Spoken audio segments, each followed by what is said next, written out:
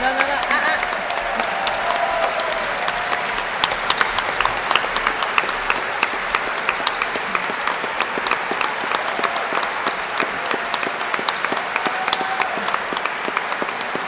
got a video.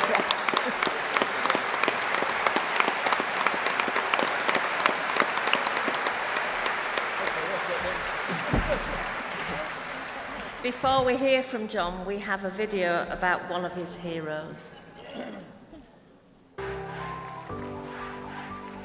We proved conclusively that we at Liverpool had a team that they all helped each other. And in the end, that they're the most successful team in England. So by playing collectively, they've got individual honours. My views are socialistic views.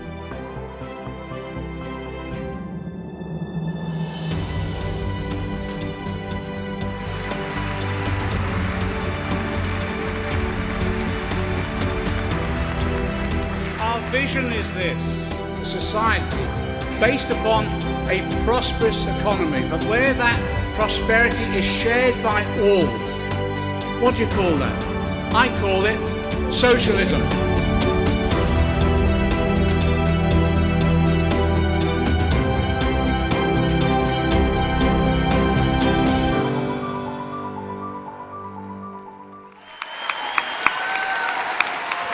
Thanks, comrades. Thanks. Thank you. Thank you. Thank you. Okay. Thanks. Comrades, thanks. Thank you. Thank you. Thank you. I take it that applause was for Bill Shankly. I just want to say something personal before I start. Some of you may know over the recent period, our friends in the media have not been as supportive as maybe we would like them to have been. And they've attacked my friend. They've attacked him because he stands up for the ideals and beliefs that we all have. I just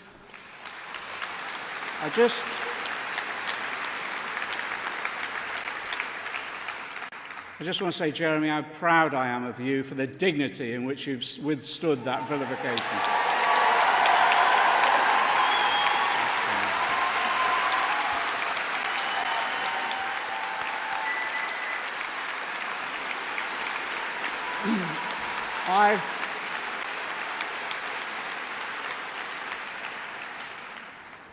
I've got a sore throat, I'm losing my voice, I've been talking too much, and I might have a Theresa May moment, so if the backdrop starts falling apart, will you let me know? I want to say thanks to the people. Look, I speak the words. I want to say thanks to the people who do the real work. That's my Treasury team. Peter Dowd, Shadow Chief Secretary, Jonathan Reynolds, Annalise Dodds, Clive Lewis, Lynn Brown, Lord Dennis Tunnicliffe, and Lord Brian Davis. And our team have got a special thanks as well to my Parliamentary Private Secretary, Thelma Walker. She joined us this year because she won Colne Valley back from the Tories. Thanks, Thelma. Look, this month is the 10th anniversary of the financial crash. J.K. Galbraith, in his book on the 29 crash, said, sure, you can try and create institutions that seek to avoid crashes in the future, but the best protection is memory. So it's worth remembering the causes of the crash. They were greed, yes, and the deregulation that turned the city into a multi-billion-pound casino. But more importantly, it was caused by the power that a small financial elite exercises over our political system. That power meant the bankers and speculators who caused the crisis wouldn't be the ones who paid for it. It would be our families, working people, our businesses, our young, and especially the most vulnerable in our society. And it's been 8 hard years of austerity and economic failure. In the 6th richest country in the world, it cannot be right that 5,000 of our fellow citizens are sleeping on the streets. It cannot be right. It can't be right. 4 million of our children are living in poverty. 2/3 of them are in households where someone is in work. That tells you that wages are so low, below the levels of 2010. The wages not sufficient to provide a decent standard of life for many of our people. The Tories have created an age of insecurity where people have little, if any, control or power over their lives. So it's no wonder that so many people voted for Brexit. It was an anti-establishment vote. So I believe it's time. It's time. It's time to shift the balance of power in this country. It's time to give people back control over their lives. You know, there's another anniversary this year. It's 100 years ago, in 1918, the Labour Party adopted Clause 4 as part of our party's constitution. Let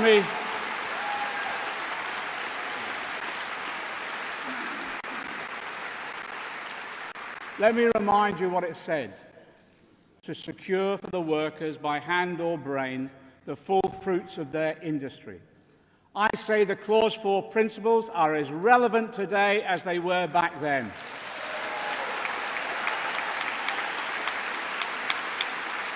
It is fair, democratic, collective solutions to the challenges of our modern economy. You know, the Labour movement has always believed that democracy shouldn't stop when we clock on at the factory gate or in the office lobby or, like my mum, behind the BHS counter. Democracy is at the heart of our socialism, and extending it should always be our goal.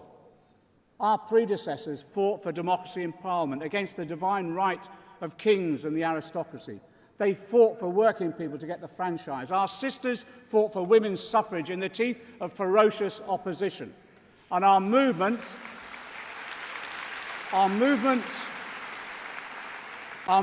fought for workers to have a voice at work. And the trade unions founded this party to take that democratic vision even further. So in 2018, I tell you that at the heart of our programme is the greatest extension of economic democratic rights that this country has ever seen. And it starts in the workplace. It's undeniable now that the balance of power at work has been tipped against the worker. The result is long hours, low productivity, low pay, and the insecurity of 0 hours contracts. I want to thank the IPPR for its recent report. It was a brilliant critique of the inequality embedded in today's economy. Archbishop Welby took some stick in the media and some in the establishment for his support for the report. He wasn't engaging in party politics. He was simply speaking the truth as a moral leader in our society.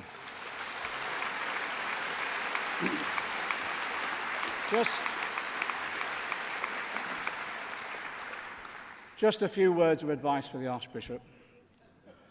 Archbishop, when they get round to call you a Marxist, I'll give you some tips on how to handle it, okay?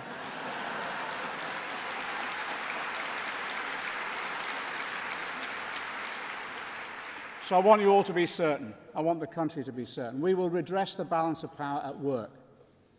First, we'll be proud to fulfil our late leader's promise, John Smith's promise, that workers will have trade union rights from day one, whether in full-time, part-time or temporary work. Day one.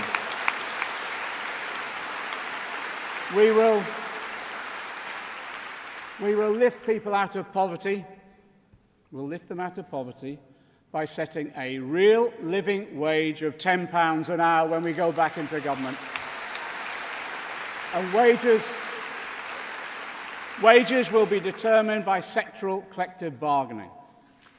And yes, we'll make it a mission of our government that we will tackle the continued scandal of the gender pay gap that hurts so many women within our society. So,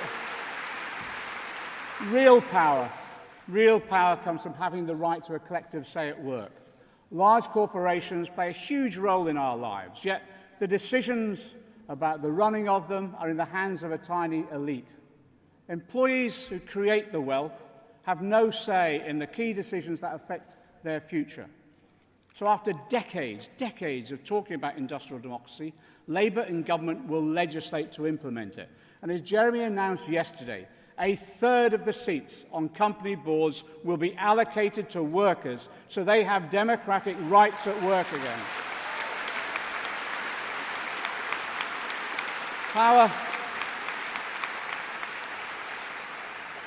Power also comes from ownership. We believe that workers who create the wealth of a company should share in its ownership, and yes, in the returns that it makes. Employee ownership increases a company's productivity and encourages long-term decision-making. So let me thank the Co-op Party, and in particular Gareth Thomas MP, for his ideas on how we extend common ownership within our society. And some of the ideas we're saying today. I can announce today we will legislate for large companies to transfer shares into an inclusive ownership fund. The shares will be held and managed collectively by the workers. The shareholders will give the workers the same rights as other shareholders to have a say over the direction of their company. And yes, dividend payments will be made directly to the workers from the fund. That means payments could be up to £500 a year. That's 11 million workers, each with a greater say and a greater stake in the rewards of their labour. True industrial democracy coming to this country. You know,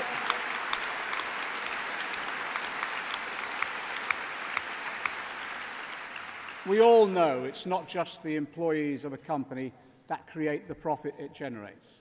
It's the collective investment in infrastructure, in education and research and development that we as a society make that enables entrepreneurs to build and grow their businesses. So we believe it's right that society shares in the benefits that that investment produces. That's why a proportion of the revenues generated by the inclusive ownership funds will be transferred back to our public services as a social dividend. So over time this will mobilise billions that will be spent supporting our schools, our hospitals and our social security system. You know now we're proud. We're going to extend economic democracy even further in this country. How? By bringing water, energy, Royal Mail, rail back into public ownership again. You know, some of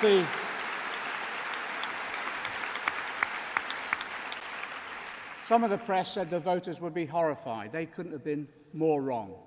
Public ownership has proved its popularity in opinion poll after opinion poll. But it's not surprising, is it? Look at the scandal of the privatisation of water. Water bills have risen 40% in real terms since privatisation. £18 billion has been paid out in dividends. Water companies receive more in tax credits than they actually pay in tax. And each day, enough water to meet the needs of 20 million people is lost due to leakages. With figures like that, we can't afford not to take it back into public ownership.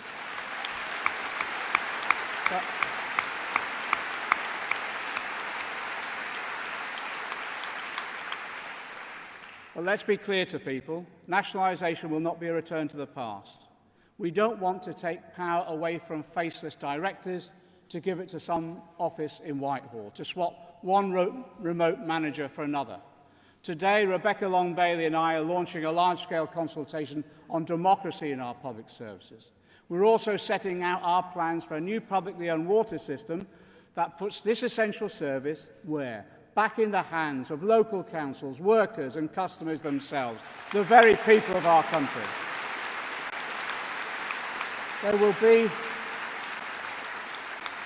There will be unprecedented openness and transparency in how the industry will be managed in the future. We're ending. Let's be absolutely clear. We're ending the profiteering in dividends, the vast executive salaries and the excessive interest payments that have been made that has sapped this sector. And the surpluses will be reinvested in water infrastructure, in staff, or to use to reduce the bills. And real investment will allow the highest environmental standards as well.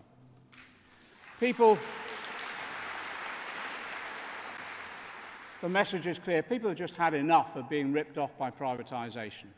And that's why we've said, as you know, no more PFIs. No more PFIs. And we'll bring them back in-house.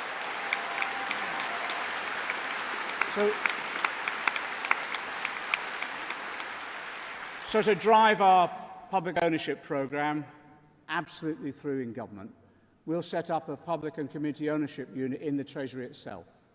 It will bring in the external expertise that we need, of course, but let me make it absolutely clear that the full weight of the Treasury will be used to take on any vested interest that try to thwart the will of the people.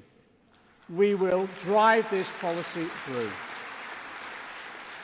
Do you know, there's some that said our manifesto was a fantasy or a wish list, attractive but ultimately not deliverable. I'm telling you today, we're planned, we're ready and we're prepared, not just to fight another election campaign, but to implement that programme when we win that election.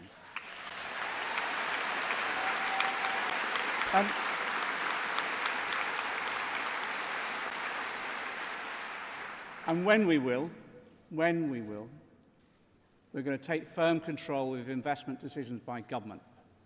For too long, the establishment has used the Treasury as a barrier against putting power back in the hands of people.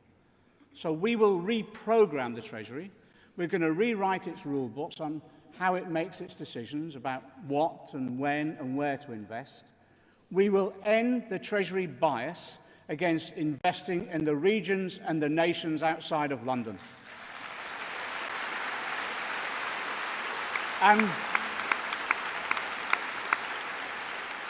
And we'll make sure it assesses spending, all those spending decisions against the need to tackle climate change, to protect our environment, to drive up productivity and meet the investment challenges of the fourth industrial revolution. We need now to exert some people power over our tax system as well. Let me just say this. There are millions of businesses out there which deserve our respect and we will always support. They're responsible, ethical entrepreneurs who pay their taxes and support our community. They should know how proud we are of them.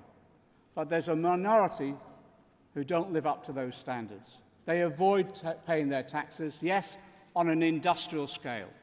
They're denying our hospitals, our schools and carers the resources that they need. The Tories' record on tackling tax avoidance and money laundering has been a disgrace. So we can't trust the Tories on this, but we shouldn't just wait until we get into government. We should act now. One way is to mobilise shareholder power to demand companies uphold basic tax justice standards. Numerous institutions, yes, from trade unions to churches and pension funds, have large-scale shareholdings in many of the companies that are continuing to avoid their taxes. So today I'm announcing my intention is to bring together these organisations to launch a shareholder campaign. We'll be demanding that companies sign up to the Fair Tax Mark standards, demonstrating transparently that they pay their fair share of taxes. So the warning.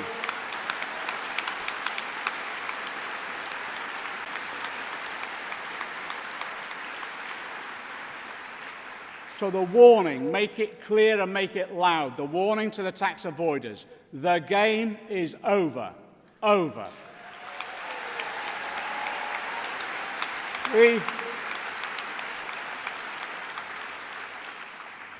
Recently, Gordon's got a great sense of humour. I was on a platform with him not a short while ago when it was announced that I was the Shadow Chancellor, and Gordon said, actually, he's always been the Shadow Chancellor.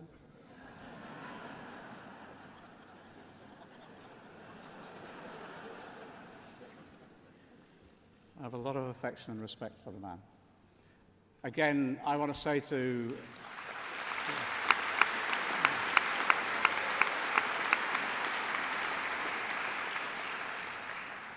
We may not have voted always the same way.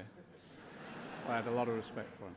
Recently, Gordon, I think, made a very important statement.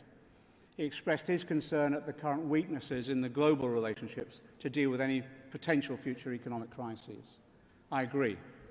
With major nations on the brink of a trade war and with climate change accelerating, we can't risk the kind of international breakdown that led to the Great Recession, the Depression itself. And as at the Bretton Woods Conference in 1944, there's an urgent need now to work out if the current international system can cope with these threats. Over the past few decades, that system has concentrated power in the hands of an international financial elite. Individuals, communities, and even nation-states have been made increasingly powerless. It isn't working for the Western world, where stagnant wages have helped feed the rise of the racist right.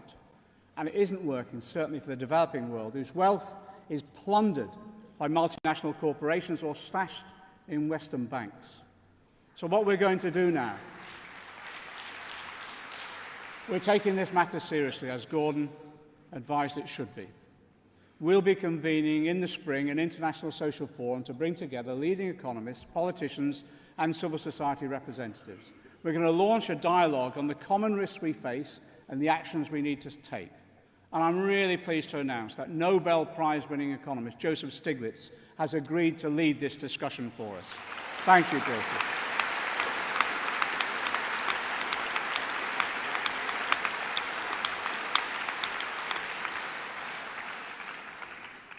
This leads us on inevitably to the urgent question of Brexit. Though I don't have to repeat the criticisms we all have of the Tories' behaviour that have been echoed in all our debates. Their failures are in plain sight. I just say to the Tories, just in the interest of the country, get out of the way and let us get on with securing a way forward.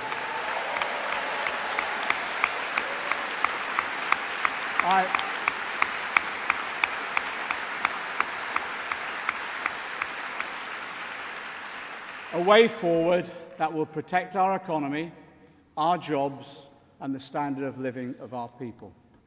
If they don't do that, you know what my preference is. I want a general election. I want it soon.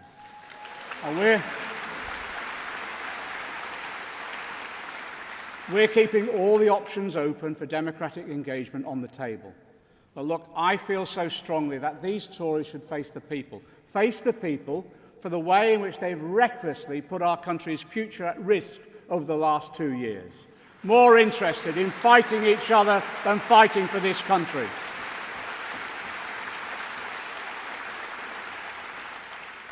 On so many fronts, you know the scale of the mess that we will inherit from the Tories.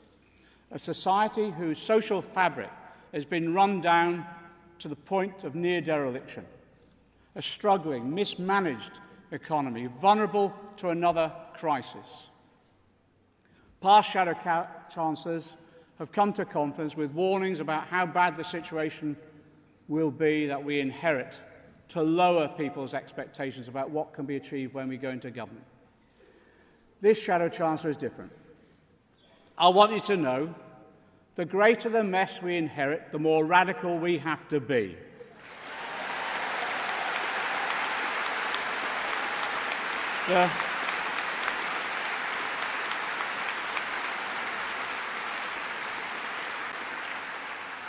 The greater the need for change, the greater the opportunity we have to create that change. And we will. We will. The Tories' austerity has been brutal. But what I've resented the most is that they've tried to take away the dreams, the hope, and optimism of our people, especially our young people. That dream of building a better world. That dream of building a better world and passing it on to your children as previous generations have done. But they've failed to understand us. They've failed to understand that we have an unwavering faith that together people can change the world. And they need to understand we will not settle for anything less. Yesterday, the Tories, it was reported in the press that the Tories were drawing up secret plans for a quick general election. So the message from this conference is, bring it on. Bring it on.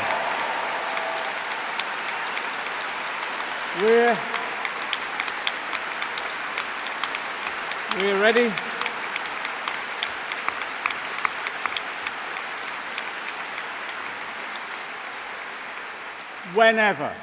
Whenever that general election comes, we're ready. We're ready to campaign for victory.